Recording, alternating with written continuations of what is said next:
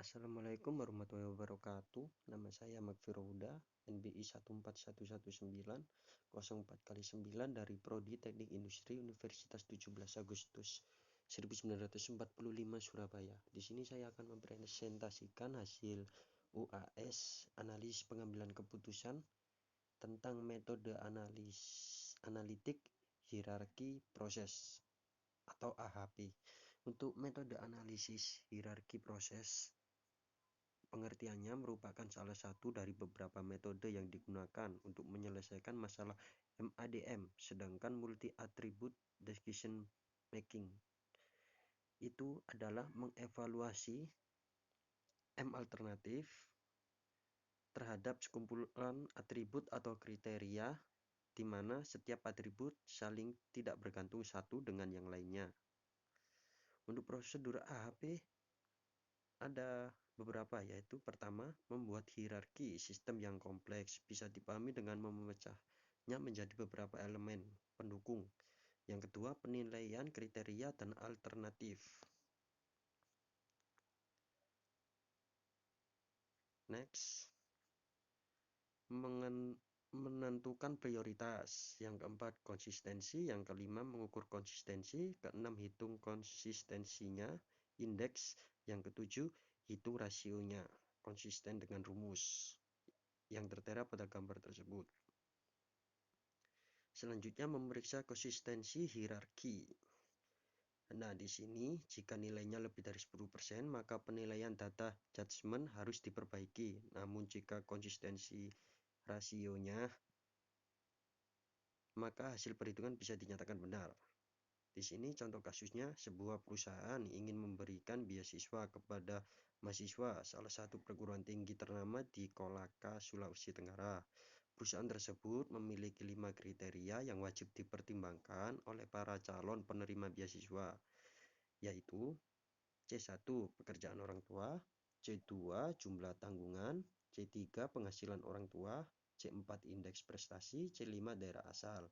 Dengan subkriteria untuk setiap kriterianya adalah kurang, cukup, dan baik. Seandainya ada 5 mahasiswa yang mengajukan beasiswa tersebut dengan kriteria hasil penilaian seperti pada tabel berikut.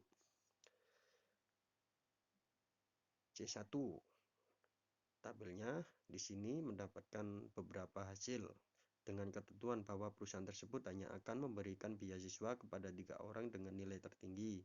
Penyelesaiannya yang pertama yaitu menentukan prioritas kriteria. Buat matriks perbandingan berpasangan dengan hasil tabel tersebut. Angka 0,33 pada baris C1 dan kolom C2 merupakan hasil perhitungan nilai pada kolom. Membuat matriks nilai kriteria, rumusnya yang digunakan yaitu nilai baris item A, jumlah masing-masing kolom item A, yaitu didapatkan nilai pada ilustrasi berikut. Selanjutnya, buat matriks penjumlahan tiap baris. Didapatkan hasil nilainya yaitu 0,03 pada baris C1. Kolom C1 diperoleh dari nilai C1, kolom C1 tabel item A dikalikan dengan nilai prioritas pada tabel item B. Kolom jumlah pada tabel di atas diperoleh dari penjumlahan setiap barisnya.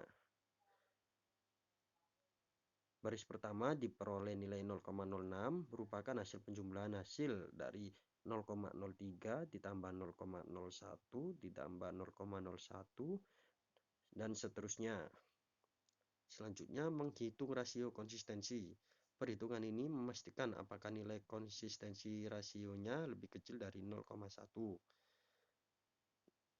Dari tabel tersebut dapat didapatkan hasil yaitu jumlah kolom hasil sama dengan 16,99, jumlah kriteria N sama dengan 5, dan max jumlah ke N yaitu 3,40, nilai C1 itu max min N per N. Didapatkan hasil min 0,32, nilai CR yaitu 0,29.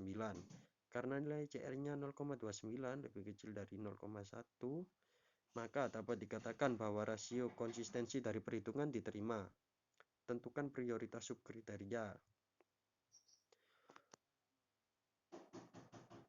yaitu pertama, perhitungan subkriteria dari kriteria C1 didapatkan hasil jumlah kolom hasilnya yaitu 4,76, jumlah kriterianya yaitu sebanyak 3 dan maksnya sebanyak 1,59, nilai CI yaitu min 0,47, nilai CR yaitu min 0,81. Karena nilai CR-nya lebih kecil dari 0,1, maka dapat dikatakan bahwa rasio konsistensi dari perhitungan diterima. Selanjutnya, perhitungan subkriteria dari kriteria C2. Didapatkan hasil matriks perbandingan berpasangan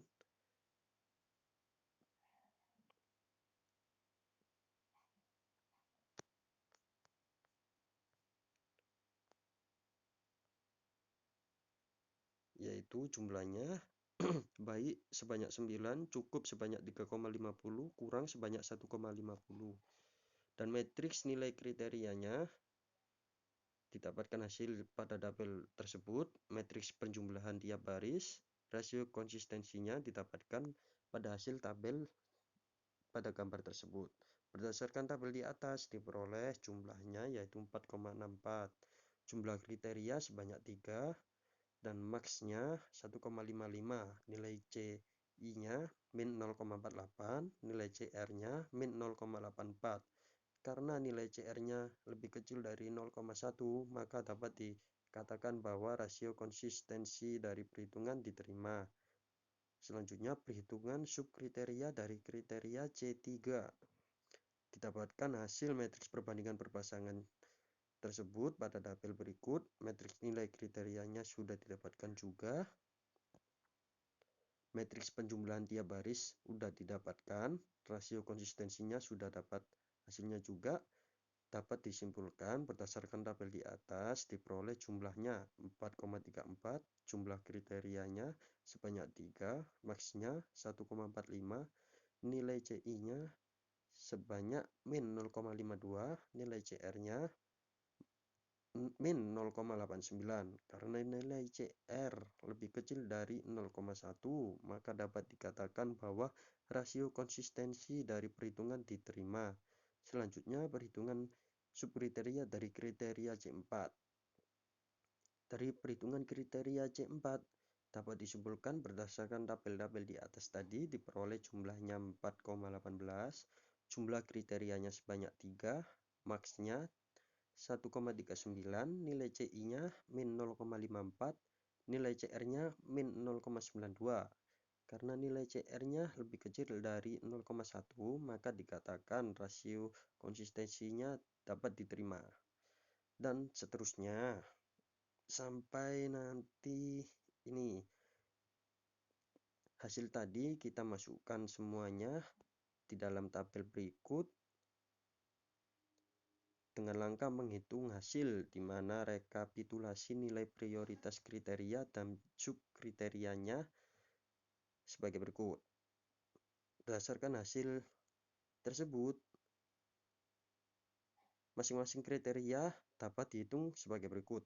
M1 didapatkan C1, C2, C3, C4, C5, dan totalnya sampai seterusnya.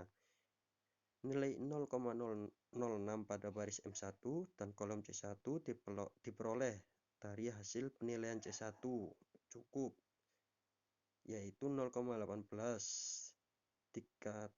dikalikan nilai dengan nilai prioritas 0,03. Nilai jumlah pada tabel di atas diperoleh penjumlahan setiap barisnya. Baris pertama diperoleh nilai 0,156, merupakan hasil penjumlahan dari kolom M1.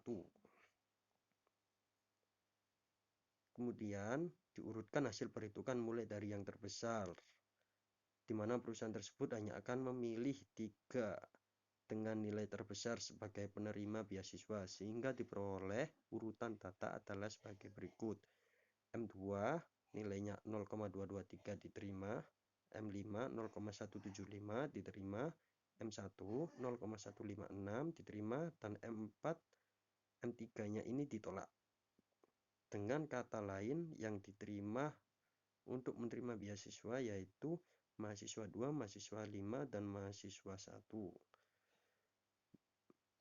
Jadi, hasil untuk metode AHP tersebut, dari hasilnya,